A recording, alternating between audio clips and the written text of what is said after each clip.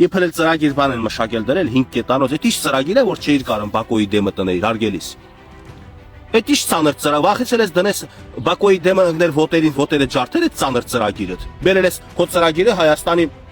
ընտրությունների ընթացքում, Հայաստանում ընտրությունների ընթացքում մեկ ուրիշ տեխնացուի ես տալիս, իբր տեսեք, ես լեգենդար հետախույզս 5 հատ կետ եմ բերել բանակը հեղափոխելու համար։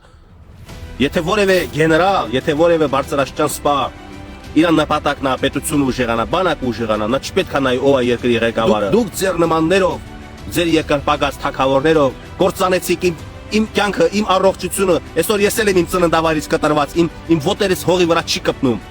Ես հանգիստ չեմ քնում։ Ձեր նմանները, որ ձեզ աղաչում պաղատում է ասում է, հելեք Արցախ կորցնում եք, դուք էլ փնտրում եք տենակ, որտեղ է փող պտտվում։ Փող պտտվեց Արայիկի Բաքոյի մեջ, մնացիք իրանց մոտ Արցախ կորցրին։ Հիմա եկել եք որտեղ փող է պտտվում, հավաքվեք ընդ Հայաստանը որ կորցրել, որ ընտրությունների մասնակցում են իրանց անձնական գրպանի համար, փողի համար։ Ես ձեր հերն եմ անիծել, ասում եմ ու պատասխանատու եմ ասում, փող են տալիս, ասում հա, դե գլխավոր է դա։ Ձեր նմանների հերն եմ անիծել, արա որ դուք պետությունը, պետականություն հասկացողությունը չեք հասկանում ինչա։